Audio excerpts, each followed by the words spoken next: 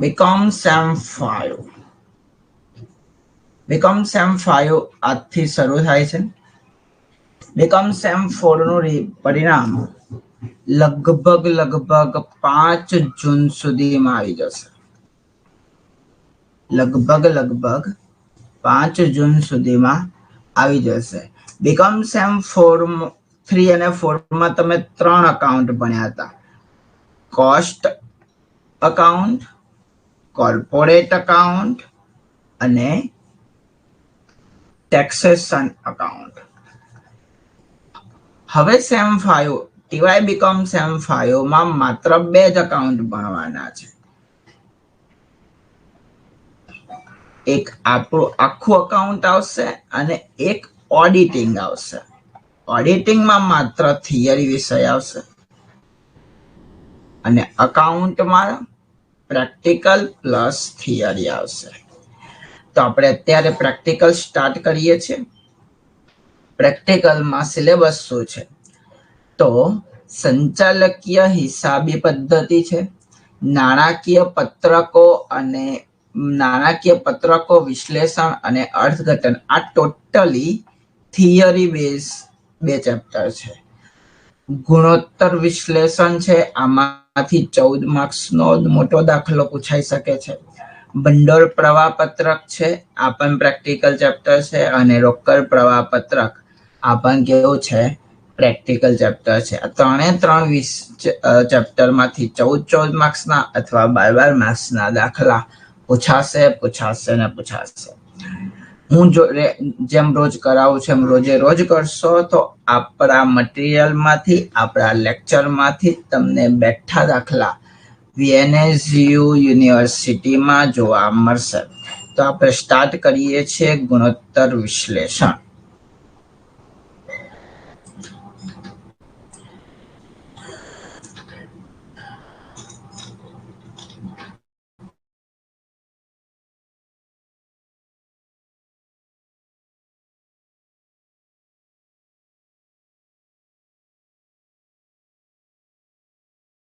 છે ગુણોત્તર કોને કહેવાય?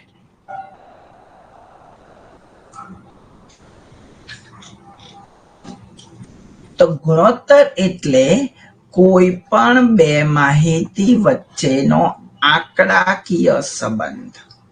કેવો સંબંધ? આંકડાકીય સંબંધ.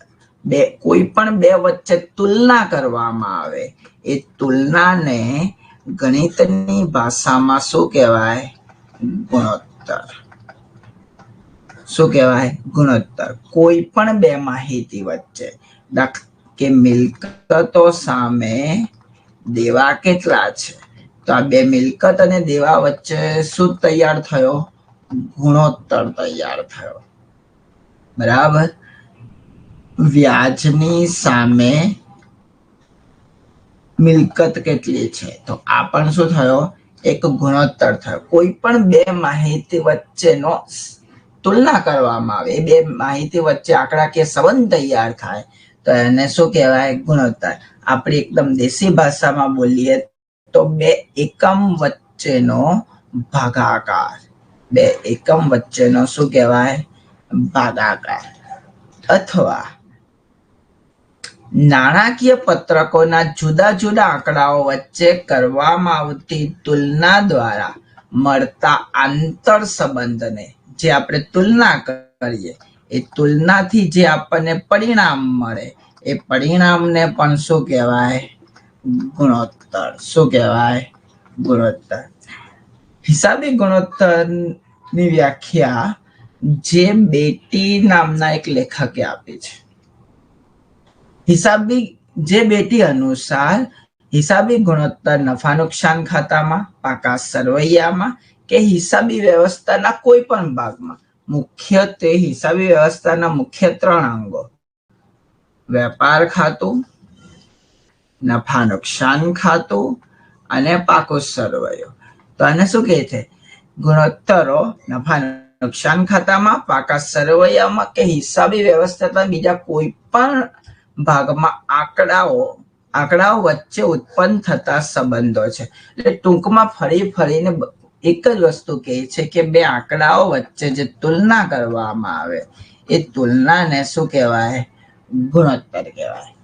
ક્લિયર છે? તો ગુણોત્તર આપણને કેટલા કઈ રીતે જોવા મળે? હિસાબી ગુણોત્તરના આંતર સંબંધની માહિતી મુખ્યત્વે કયા સ્વરૂપમાં જોવા મળે? તો પહેલું ટકાવારી સ્વરૂપમાં જોવા મળે, બીજું પ્રમાણમાં જોવા મળે, તો અને ત્રીજું કેટલીક વાર કે વખતમાં જોવા મળે. આ ચેપ્ટર તમે ધોરણ 12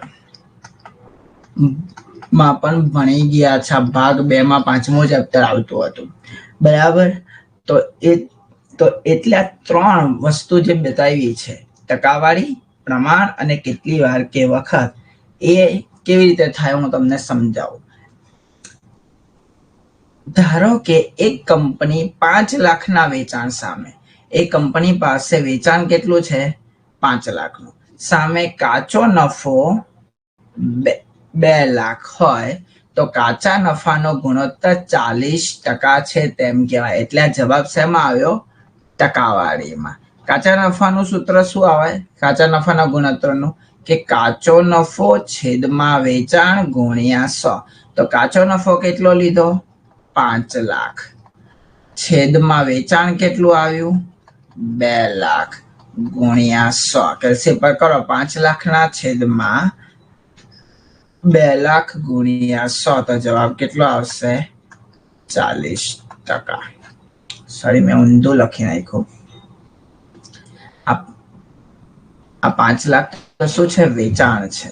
તો 2 લાખના છેદમાં 5 લાખ આવે.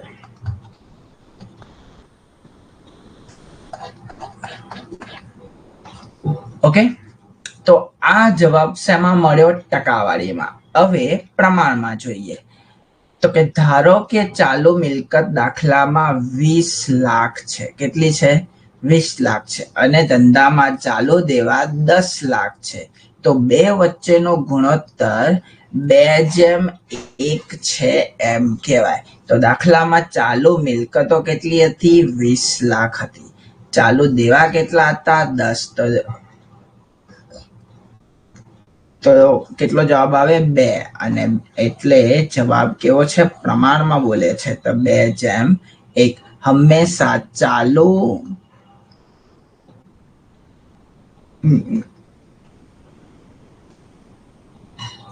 મિલકતનો ગુણોત્તર અને પ્રવાહી ગુણોત્તરનો જવાબ શેમાં આવશે?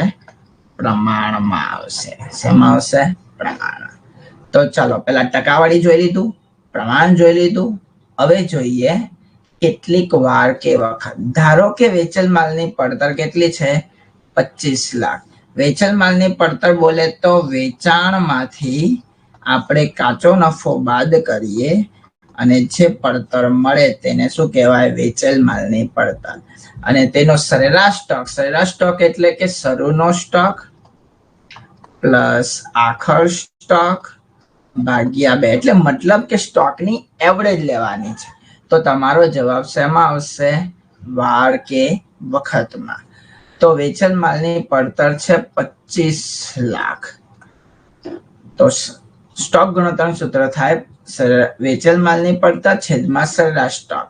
તો 25 લાખના છેદમાં 5 લાખ એટલે 25 એટલે જવાબ આવે 5 વાર કે વખતમાં.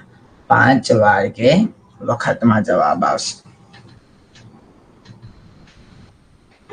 ઓકે, ચાલો. તો આ 3 વસ્તુ થઈ ગઈ.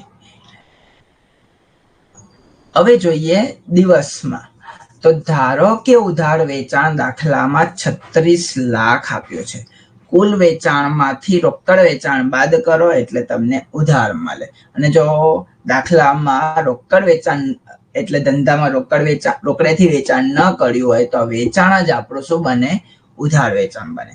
અને દેવાદારો 2 લાખ છે, લેણી હુંડી 1,60,000 હોય તો દેવાદાર ગુણોત્તર 36 દિવસ છે તેમ કહેવાય. તો દેવાદાર ગુણોત્તરનું સૂત્ર છે દેવાદાર પ્લસ લેણી હુંડી છેદમાં ઉધાર વેચાણ ગુણ્યા 365. જો દાખલામાં સૂચના ન આપી હોય તો 365 અને સૂચના આપી હોય તો જે સૂચનાઓ મોટા ભાગે હવે 360 દિવસ ધ્યાનમાં લેવાના આવશે. બરાબર. તો દાખલામાં ઉધાર દેવાદાર કેટલા હતા? 2 લાખ. લેણી હુંડી કેટલી હતી? 1,60,000 છેદમાં ઉધાર વેચાણ 3,60,000 ગુણ્યા 365 કરો એટલે તમારો જવાબ 36 દિવસ આવશે. કેટલો? 36 દિવસ.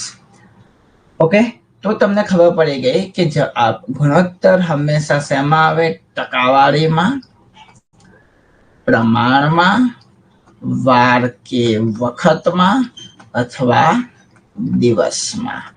તો આ બધાનું મેં એક એક ઉદાહરણ સહિત તમને સમજાવ્યું. ઓકે, તો હવે આપણે આગળ જઈએ છીએ.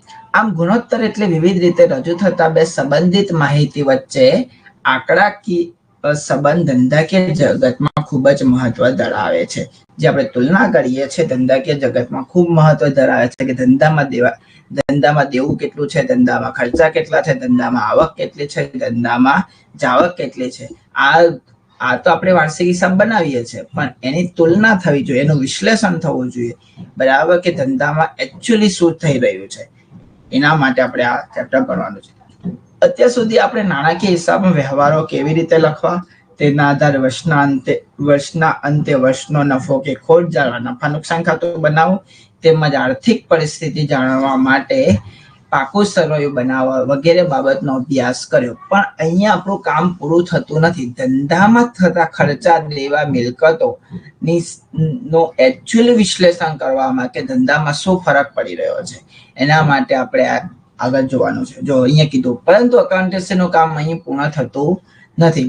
હિસાબી પદ્ધતિઓનો અભ્યાસો તે હિસાબી પરથી ઉપયોગી અનુમાનો તારવવાનું પણ શીખવવાનું હોય છે. બરાબર, ખાલી વાર્ષિક હિસાબ તૈયાર કરવા કે ધંધાને અંતે નફો કે નુકસાન શોધવું એ એકાઉન્ટન્સી નથી.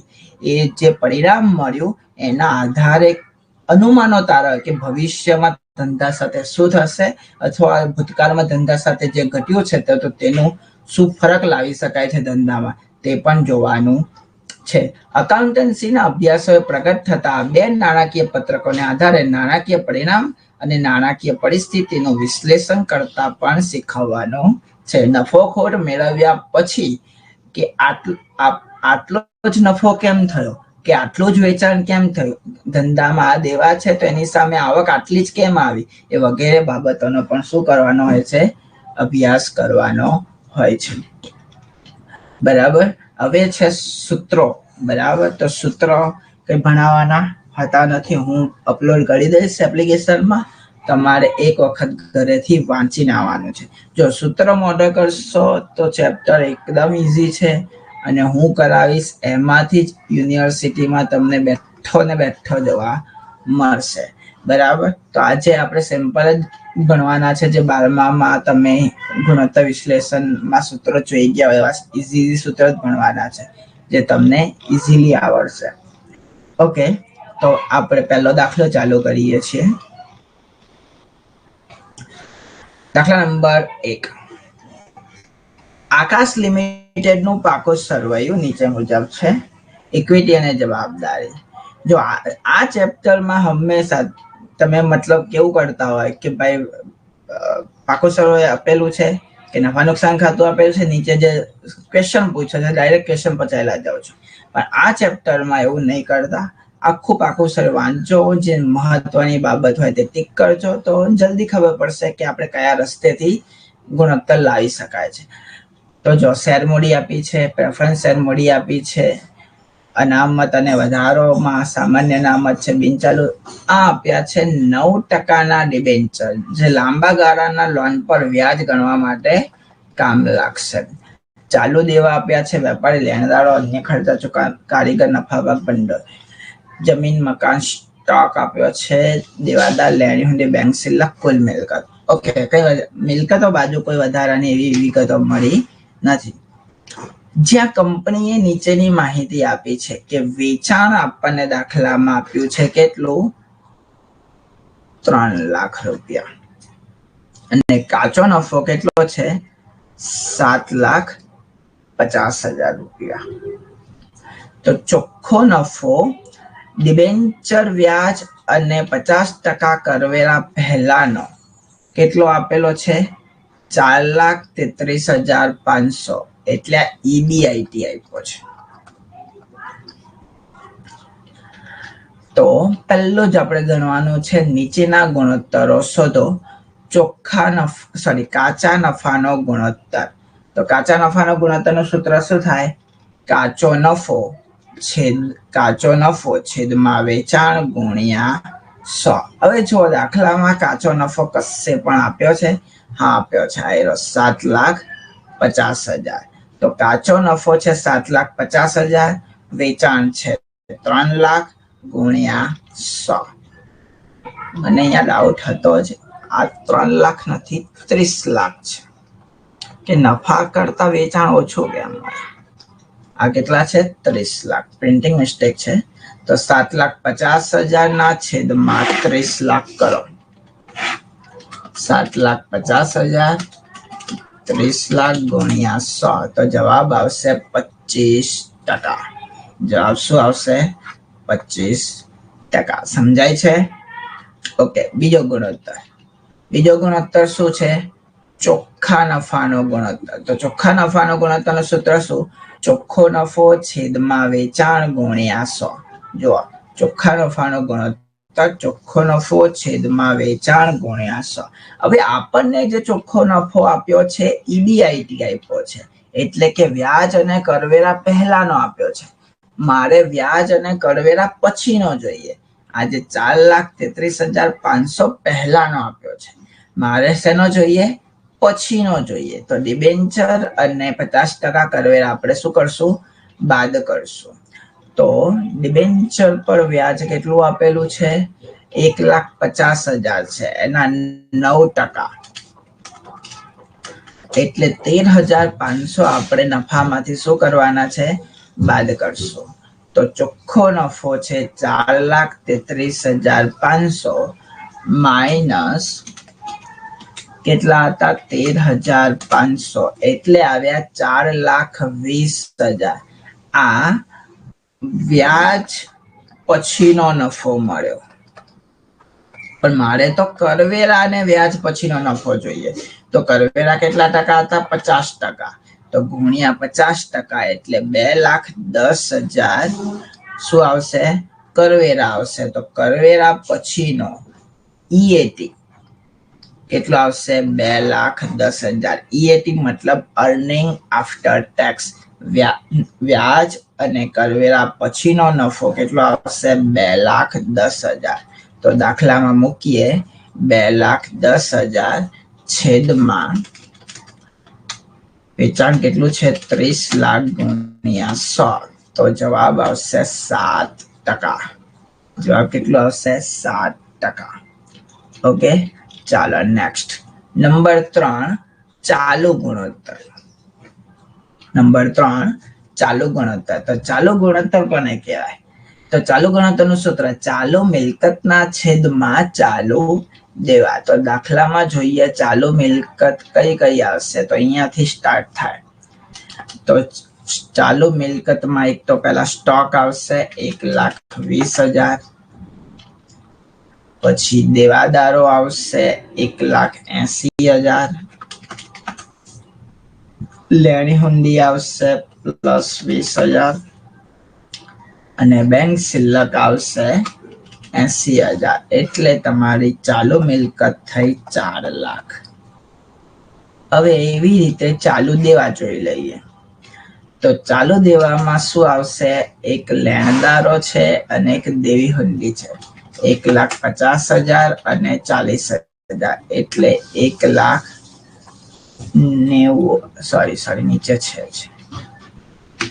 1,90,000 પ્લસ ચૂકવવાનો બાકી ખર્ચા 30,000 અને કારીગર નફા ભાગ ભંડોળ 30,000 એટલે 2,50,000 ચાલુ દેવા આવશે. એટલે 4 લાખના છેદમાં 2,50,000 જવાબ આવે. જો શું કહે છે? ચાલુ ગુણોત્તર એટલે ચાલુ મિલકતના છેદમાં ચાલુ દેવા. ચાલુ મિલકત કેટલી આવી? 4 લાખ.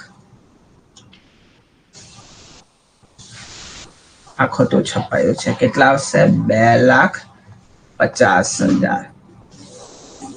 ચાલો, તો 4,00,000 છેદમાં 2,50,000 એટલે 1.6:1. જવાબ કેટલો આવશે? 1.6:1. ઓકે, ક્લિયર છે? ઈઝી છે ચેપ્ટર. ચાલો, પ્રવાહી ગુણોત્તર. આપણે 11માં હતા ને ત્યારે આપણે ભણેલા પ્રવાહી મિલકતો. તો પ્રવાહી મિલકત કોને કહેવાય? કે સ્ટોક સિવાયની તમામ ચાલુ મિલકતને પ્રવાહી મિલકત કહેવાય. તો પ્રવાહી ગુણોત્તરનું સૂત્ર શું છે? પ્રવાહી મિલકતના છેદમાં ચાલુ દેવા. તો આપણને જે પણ મિલકતો હતી 4,00,000 એમાંથી સ્ટોક બાદ કરી દેશું. તો 4,00,000માંથી સ્ટોક કેટલા છે? 1,20,000 માઇનસ 1,20,000 એટલે તમારા પ્રવાહી દેવા બની જશે 2,80,000. તો પ્રવાહી મિલકતના છેદમાં ચાલુ દેવા. પ્રવાહી મિલકતના છેદમાં ચાલુ દેવા. તો પ્રવાહી મિલકત કેટલી? 2,80,000. ચાલુ દેવા કેટલા? 2,50,000. આખા આયરું ચાલુ મિલકત હતી, એમાંથી આપણે સ્ટોક માઇનસ કર્યો તો જવાબ શું આવ્યો? 2,80,000. તો 2,80,000 છેદમાં 2,50,000 1.12:1. 1.12:1 આ તમારો જવાબ. ક્લિયર છે? ચાલો જોઈએ.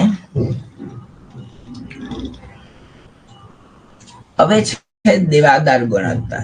દેવાદાર ગુણોત્તરનું સૂત્ર શું? દેવાદાર પ્લસ લેણી હુંડી છેદમાં ઉધાર વેચાણ ગુણ્યા કામગીરીના દિવસો. કામગીરીના દિવસો ન આપ્યા હોય તો 365.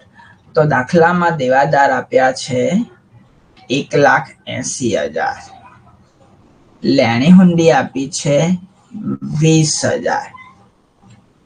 હવે ઉધાર વેચાણ ગોતવાનું છે. કુલ વેચાણ 30,00,000 આપ્યું છે. હવે એને શું કીધું? રોકડ વેચાણ ઉધાર વેચાણના કેટલા ટકા છે? 25%. હવાલો કોનો આપ્યો છે? રોકડ વેચાણનો. તો શું થશે કે ધારો કે ઉધાર વેચાણ બરાબર 100 રૂપિયા. કેમ મેં ઉધાર વેચાણ ધાર્યું? અહીંયા જો હવાલો કોનો છે? રોકડ વેચાણ. રોકડ વેચાણ ઉધાર વેચાણના 25%. તો મને ઉધાર વેચાણ ખબર હોય છે. કરતા કોણ છે? ઉધાર વેચાણ. તો ધારો કે ઉધાર વેચાણ 100 રૂપિયા પ્લસ રોકડ વેચાણ. ઉધાર વેચાણના કેટલા ટકા કીધા? 25%. એટલે 100ના 25% એટલે 25 રૂપિયા. તો 125 શું કહેવાય? કુલ વેચાણ. 125 શું કહેવાય? કુલ વેચાણ. જો 125 રૂપિયા કુલ વેચાણ હોય તો હવે મારે જોઈએ છે ઉધાર વેચાણ 100 રૂપિયા. તો કુલ વેચાણ કેટલું છે? 30,00,000. તો 30,00,000 કેટલા? તો 30,00,000 ગુણ્યા 100/125 એટલે તમારો જવાબ આવે 24,00,000. આ 24,00,000 શું આવ્યું? ઉધાર વેચાણ. 24,00,000 શું આવ્યું? ઉધાર વેચાણ. તો સૂત્ર હતું દેવાદાર. દેવાદાર કેટલા હતા? 1,80,000. લેણી હુંડી કેટલી છે? 20,000. છેદમાં ઉધાર વેચાણ 24,00,000 ગુણ્યા 365. અહીંયા કામગીરીના દિવસો આપ્યા નથી. ચાલો, તો 1,80,000 લેણી હુંડી 20,000 છેદમાં ઉધાર વેચાણ 24,00,000 ગુણ્યા 365. તો 1,80,000 પ્લસ 20,000 છેદમાં 24,00,000 ગુણ્યા 365. તો અહીંયા પણ પ્રિન્ટિંગ મિસ્ટેક થઈ છે. જવાબ આવશે 30.42 દિવસ. 30.42 દિવસ. રાઉન્ડ ફિગરમાં કરવું હોય તો 30 દિવસ. 0.5 કે 0.5 થી વધારે હોય તો 31 કરવાના. ઓકે, પણ અહીંયા 42 છે એટલે 0.5 થી ઓછા છે. ઓકે, તો આ દેવાદાર ગુણોત્તર સમજાય છે. આગળ જોઈએ.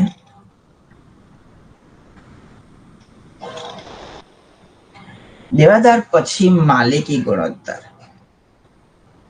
માલિકી ગુણોત્તરનું સૂત્ર માલિકી ભંડોળના છેદમાં કુલ વાસ્તવિક મિલકતો અથવા કુલ જવાબદારી બંનેમાંથી કોઈ પણ લઈ શકાય. ઓકે, તો માલિકી ભંડોળનું સૂત્ર આવશે શેર મૂડી પ્લસ અનામત અને વધારો માઇનસ અવાસ્તવિક મિલકત.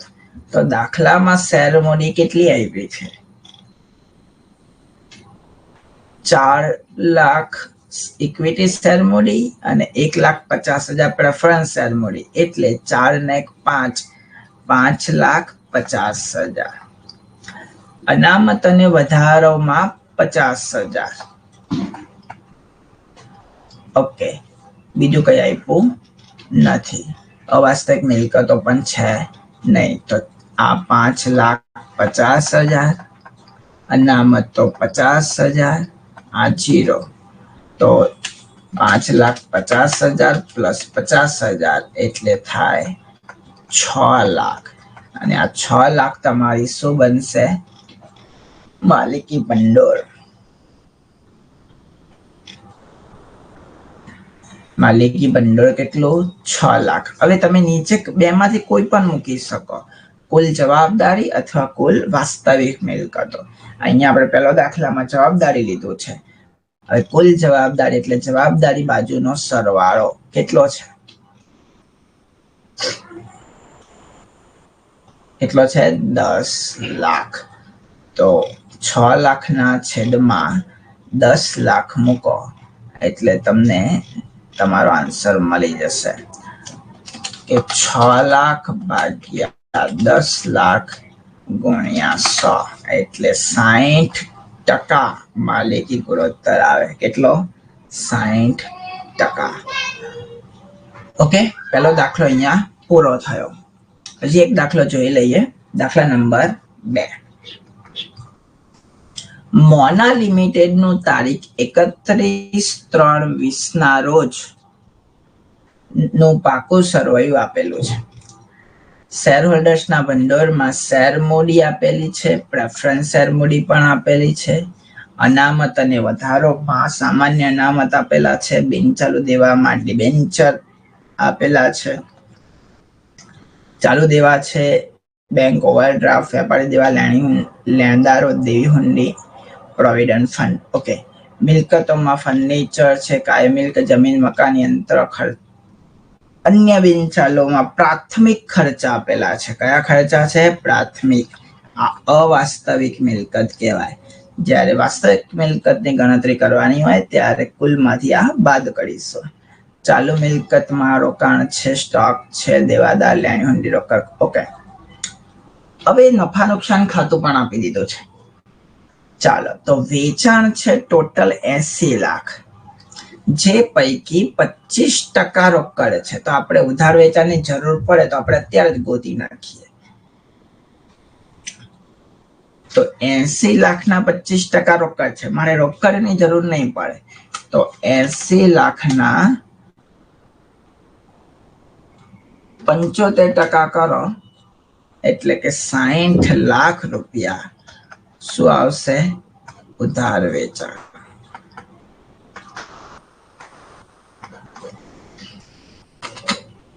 ચાલો, વેચેલ માલની પડતર આપી દીધી છે, કાચો નફો પણ આપી દીધો, ચોખ્ખો નફો વ્યાજ અને કરવેરા પહેલાનો આપ્યો છે 9 લાખ, ડિબેન્ચર વ્યાજ આપી દીધું છે. ઓકે, ચોખ્ખો નફો ગણીને આપ્યો છે, વ્યાજ અને કરવેરા પહેલા 9 લાખ છે, એમાંથી ડિબેન્ચર વ્યાજ છે 8 એટલે 850 વૈદા, કરવેરા 425 છે એટલે વ્યાજ અને કરવેરા પછીનો ચોખ્ખો નફો 4,25,000 છે. એટલે જો કરવેરા પહેલાનો જોઈએ તો 9 લાખ, કરવેરા પછીનો જોઈએ તો 4,25,000. ઉધાર ખરીદી આપી છે, શરૂનો સ્ટોક આપી દીધો છે. ઓકે, નીચેના ગુણોત્તરની ગણતરી કરો. પહેલું છે ચાલુ ગુણોત્તર જોઈએ. ચાલુ ગુણોત્તરનું સૂત્ર શું? ચાલુ મિલકતના છેદમાં ચાલુ દેવા. તો દાખલામાં ચાલુ મિલકતો કેટલી આપેલી છે?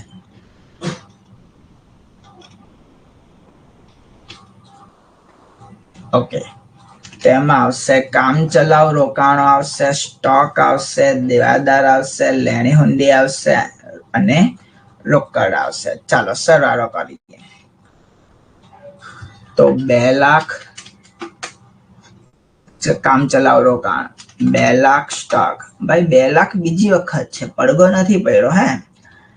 પછી દેવાદાર છે 4,60,000, લેણી હુંડી છે 60,000 અને રોકડ આપી છે 60,000. ઓકે, તો સરવાળો આવશે 9,80,000. ચાલુ મિલકતનો સરવાળો આવશે 9,80,000. ચાલો એ જ રીતે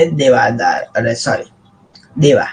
તો ચાલુ દેવામાં આવશે BOD બેંક ઓવરડ્રાફ્ટ, લેણદારો, દેવી હુંડી આવશે, પ્રોવિડન્ટ ફંડ આવશે, આટલી વસ્તુ આવશે. ચાલો તો કરો સરવાળો. 1,60,000, 2,40,000, દેવી હુંડી 40,000 અને PF છે 20,000 એટલે 4,60,000. કેટલો જવાબ આવ્યો? 4,60,000. તો 9,80,000 ના છેદમાં 4,60,000. તો ચાલુ મિલકતના છેદમાં ચાલુ દેવા. ચાલુ મિલકત કેટલી આવી? 9,80,000. ચાલુ દેવા કેટલા આવ્યા? 4,60,000. તો 9,80,000 ના છેદમાં 4,60,000 એટલે 2.13:1. એટલે જવાબ આવશે 2.13:1. ઓકે, પહેલો ગુણોત્તર પૂરો થયો. બીજો છે પ્રવાહી ગુણોત્તર. પ્રવાહી ગુણોત્તર એટલે શું? પ્રવાહી મિલકતના છેદમાં ચાલુ દેવા. તો ચાલુ મિલકત હતી 9,80,000. એમાંથી સ્ટોક માઇનસ કરો તો સ્ટોક કેટલો છે? 2 લાખ. તો 7,80,000 ના છેદમાં 4,60,000. પ્રવાહી મિલકતના છેદમાં ચાલુ દેવા. તો 7,80,000 ના છેદમાં 4,60,000 એટલે જવાબ આવશે 7,80,000 ભાગ્યા 460. 1.70 તમારો જવાબ આવશે 1.70:1. 1.6956 આવો આવે છે. પણ 0.5 કે 0.5 કરતા વધારે હોય તો 100 કરવાનો, ઉમેરી દેવાનો. તો 1.70 જવાબ આવશે. ચાલો એના પછી છે કાચા નફાનો ગુણોત્તર. કાચા નફાનો ગુણોત્તરનું સૂત્ર શું? કાચો નફો છેદમાં વેચાણ ગુણ્યા 100. તો દાખલામાં કાચો નફો આપ્યો છે 24 લાખ. વેચાણ કેટલું છે? 80 લાખ. તો 24 લાખના છેદમાં 80 લાખ. કાચા નફાનો ગુણોત્તર 24 લાખના છેદમાં 80 લાખ ગુણ્યા 100. ચાલો કેલ્સી પર કરો. 24 લાખ ભાગ્યા 80 લાખ ગુણ્યા 100. તો જવાબ આવ્યો 30%. જવાબ કેટલો આવશે? 30%. ઓકે, ચાલો એના પછી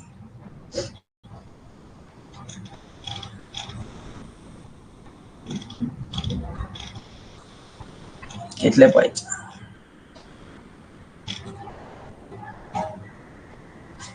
ચોખ્ખા નફાનો ગુણોત્તર. તો ચોખ્ખા નફાનો ગુણોત્તર સૂત્ર ચોખ્ખા નફાના છેદમાં વેચાણ. તો ચોખ્ખો નફો કેટલો છે? આપણે EAT જોઈએ એટલે 4,25,000 ના છેદમાં 80 લાખ.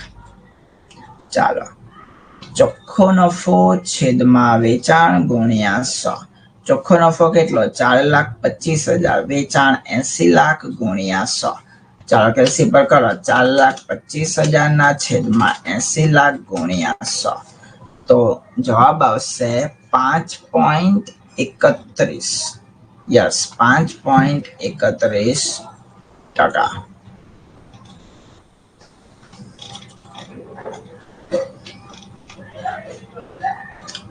પછી છે સ્ટોક ગુણોત્તર. સ્ટોક ગુણોત્તરનું સૂત્ર શું? વેચેલ માલની પડતર છેદમાં સરેરાશ સ્ટોક. તો દાખલામાં વેચેલ માલની પડતર આપી છે યસ 56 લાખ આપી છે, પણ સરેરાશ સ્ટોક નથી આપ્યો. તો સરેરાશ સ્ટોક શોધવાનો. તો સરેરાશ સ્ટોક બરાબર શરૂનો સ્ટોક પ્લસ આખર સ્ટોક ભાગ્યા 2. ચાલો, શરૂનો સ્ટોક કેટલો આપ્યો છે દાખલામાં? 3 લાખ.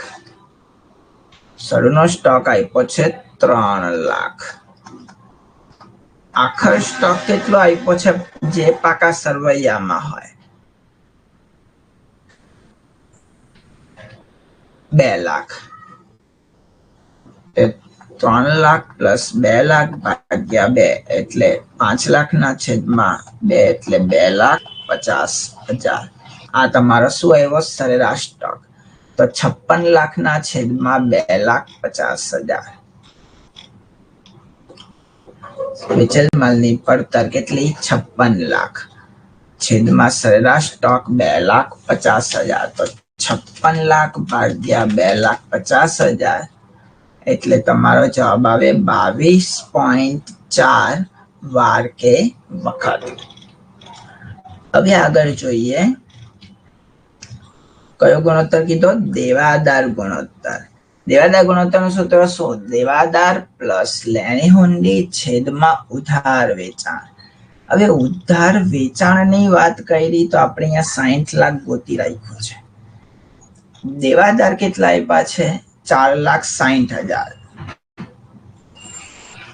લેણી હુંડી કેટલી આપી છે? 60,000. તો 4,60,000 પ્લસ 60,000 છેદમાં 60 લાખ. ચાલો, દેવાદાર ગુણોત્તર 4,60,000 પ્લસ લેણી હુંડી 60,000 છેદમાં ઉધાર વેચાણ 60 લાખ ગુણ્યા 365. તો 4,60,000 પ્લસ 60,000 એટલે 5,20,000 છેદમાં 60 લાખ ગુણ્યા 365 એટલે 31.63.